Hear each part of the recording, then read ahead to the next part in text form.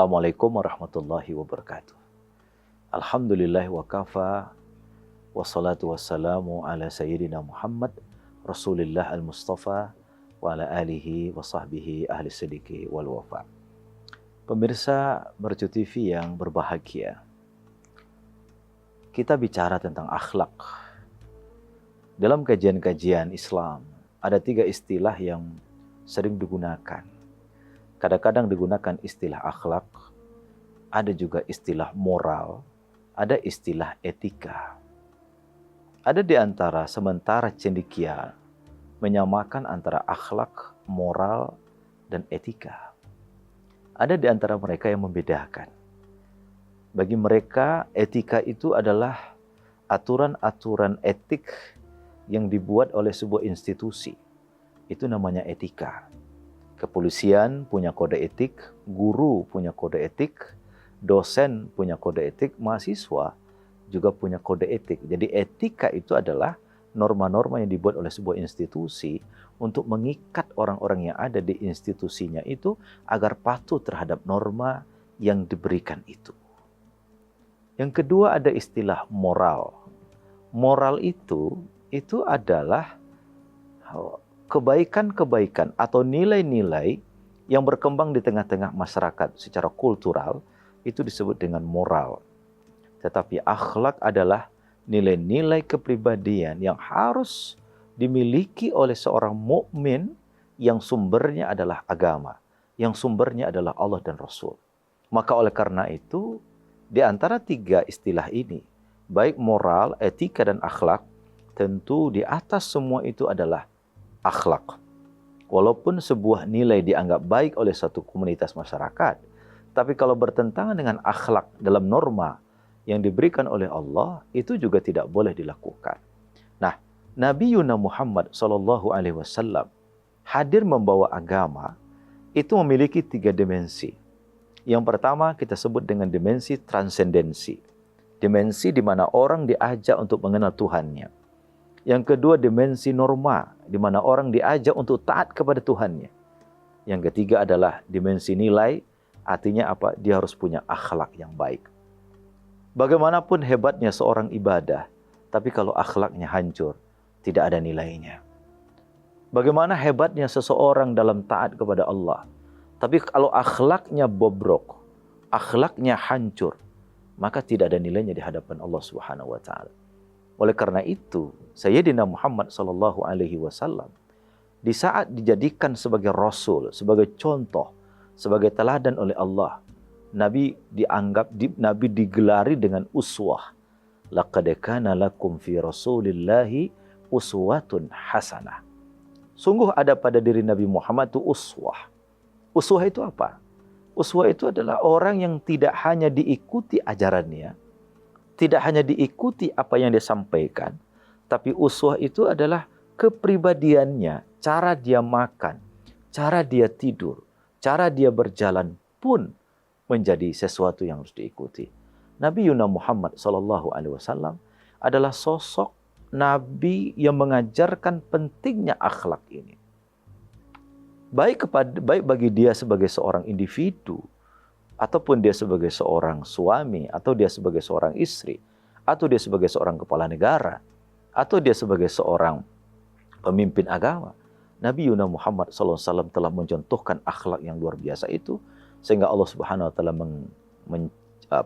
menyampaikan dalam Quran, wa innaka la'ala khuluqin azim. Hai Muhammad, engkau berada dalam akhlak yang luar biasa. Kata-kata azim digunakan oleh Allah untuk menyampaikan akhlak Nabi Muhammad. Kata sebagian pakar bahwa itu menunjukkan bahwa apapun yang dilakukan oleh Nabi Muhammad dan apapun yang kita bicarakan tentang akhlak Nabi Muhammad itu agung dan luar biasa.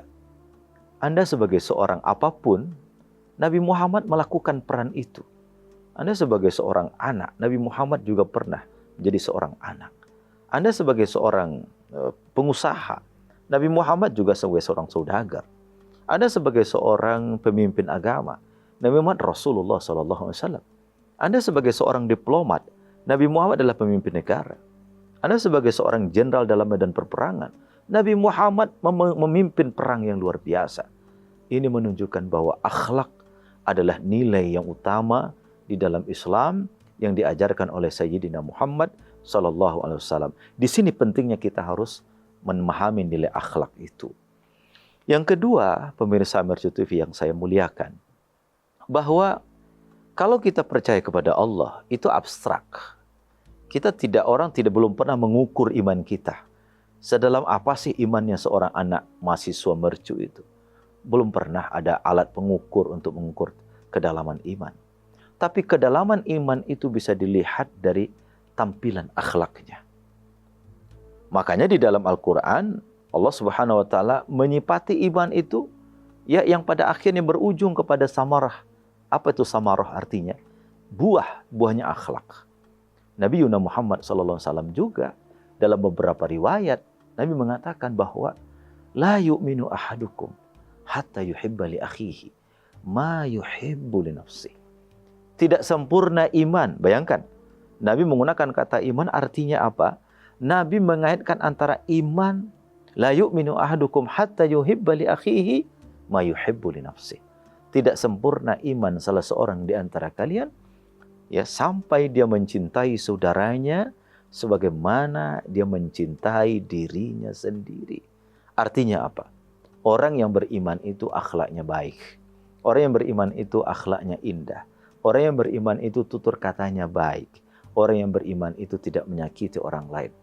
Maka kita berharap dan kita bermohon kepada Allah agar seluruh masyarakat kita, seluruh umat beragama kita itu melaksanakan nilai-nilai akhlak, nilai-nilai moral, dan nilai-nilai etika dalam kehidupan pribadi mereka. Inilah yang sekarang kami di Kementerian Agama, pesan Pak Menteri, bahwa kita harus mendekatkan umat dengan ajarannya. Entah apapun agamanya, kita harus mendekatkan umat dengan ajarannya. Bagi kita umat Islam, ajaran kita adalah ajaran yang dibawa oleh Nabi Muhammad SAW. Jangan ada jarak antara umat beragama dengan ajaran agamanya. Karena disitulah sumbernya kebaikan pribadi seorang makhluk manusia. Oleh karena itu teman-teman, pemirsa Mercu TV yang saya muliakan, mari kita jadikan agama ini sebagai sumber akhlak. Agama sebagai sumber akhlak yang akan mengatur dan memberikan pelajaran bagi diri kita agar kemudian kita ke depannya akan lebih tampil sebagai seorang muslim yang taat kepada Allah tetapi juga memiliki kedalaman akhlak yang luar biasa. Karena orang tidak pernah bisa mengukur iman kita karena iman itu abstrak, dia bisa dilihat dengan bagaimana keyakinan kita kepada Allah itu terwujud dengan kecintaan kita kepada makhluk, ucapan kita, tindak tanduk kita, akhlak kita. Disitulah nilai kita sebagai seorang muslim. Mudah-mudahan seluruh pemirsa Mercu TV, ya, Allah berikan kedalaman akhlak itu sehingga muncul pribadi-pribadi yang mulia, pribadi-pribadi yang berkarakter, sehingga menjadi umat, menjadi bangsa, menjadi bagian dari masyarakat yang baik dan memberikan kebaikan kepada sesama. Selamat berbuka puasa bagi yang melaksanakannya. Mudah-mudahan ibadah kita diterima oleh Allah Subhanahu wa Ta'ala. Assalamualaikum warahmatullahi wabarakatuh.